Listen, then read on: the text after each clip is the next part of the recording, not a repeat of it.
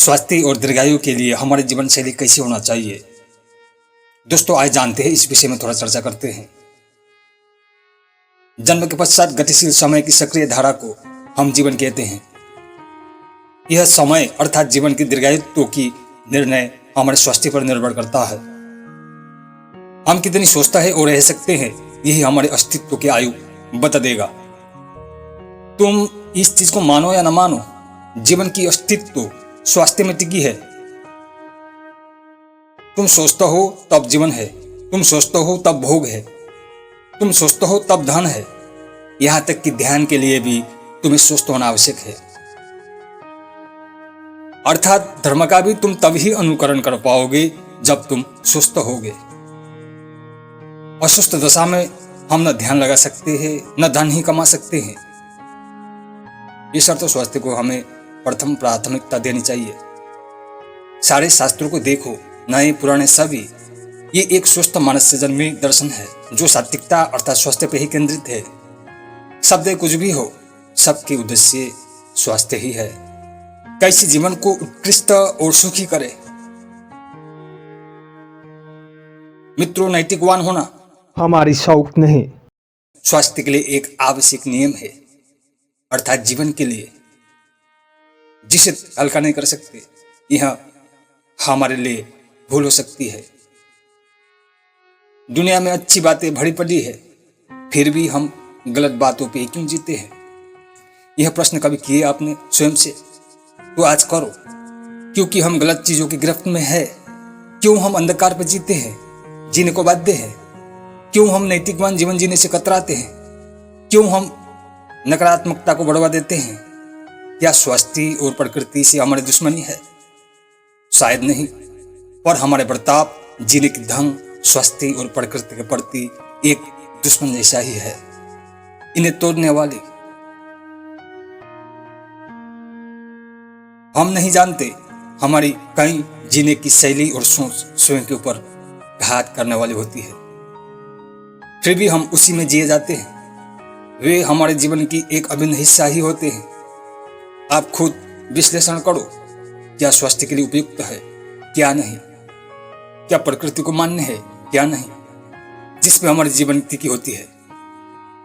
मित्रों, स्वास्थ्य का 3 अंग है। गहराई से देखो, पर सीधे तौर पर आधुनिक हिसाब में स्वास्थ्य 2 तरह का ही होता है, शारीरिक और मानसिक। इन 2 अथवा तीनों क्षेत्रों को स्वस्थ करने के लिए हमें क्या करना होता है, या कैसी आचार और जीवन प्रणालियों को हमें फॉलो करना होता है, यह प्रधान विषय है। हम यहाँ 2-4 बातें स्पष्ट करते हैं जो स्वास्थ्य से सीधे संबंध रखता है।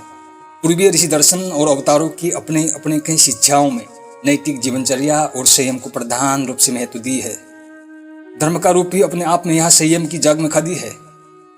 भगवान बुद्ध अपने शिक्षा में स्वास्थ्य को प्रमुख रूप से प्रकाश में लाते हैं। पतंजलि के योग दर्शन स्वास्थ्य में ही खड़ी है, जो प्राकृतिक जीवन प्रणाली और यौगिक व्यायामों के द्वारा कारगर रूप से मानसिक, शारीरिक और आत्मिक स्वास्थ्य को प्रकाशित करता है। आओ कुछ पॉइंट समझते हैं जिससे हम अपने स्वास्थ्य के प्रति जागरूक हो पाएंगे।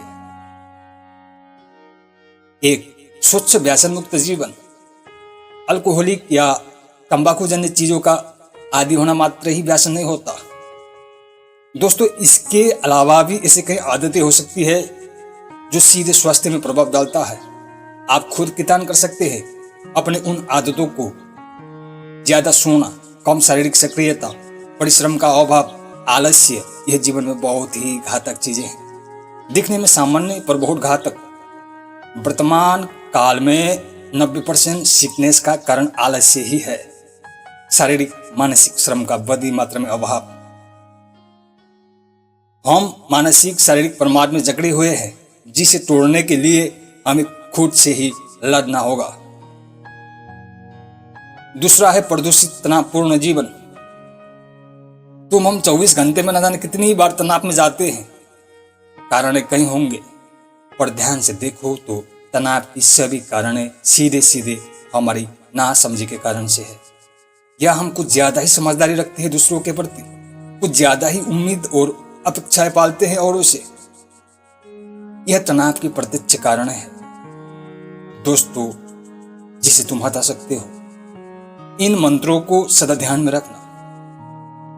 जिम्मेवारियों के प्रति गंभीर होना स्वाभाविक है, पर चिंतित होना व्यर्थ। किसी से अपेक्षा पालने से अच्छा खुद के सामर्थ्य और खूबियों से प्राप्त चीजों को पर्याप्त समझना अच्छा है। नकारात्मकता का जड़ ईर्ष्या है। खुद को खुशनसीब समझो, भगवान ने तुम्हें बहुत कुछ दी है। इस सूत्र को समझो। आरेख से उत्साहपूर्ण वार्तालाप करके देखो, कुछ सकारात्मकता भरी।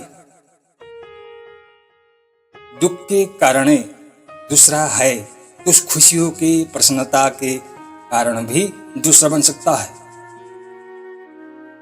तुम दूसरे को जैसे लेते हो वैसे ही खुद के भीतर भी पाते हो। मित्रों, इस बात को तुम सदा ध्यान रखना। प्रसन्नता, खुशियां और सुख सकारात्मक पारिवारिक सामाजिक संगत का उपज है। धन्यवाद। लाइक शेयर सब्सक्राइब जरूर करें।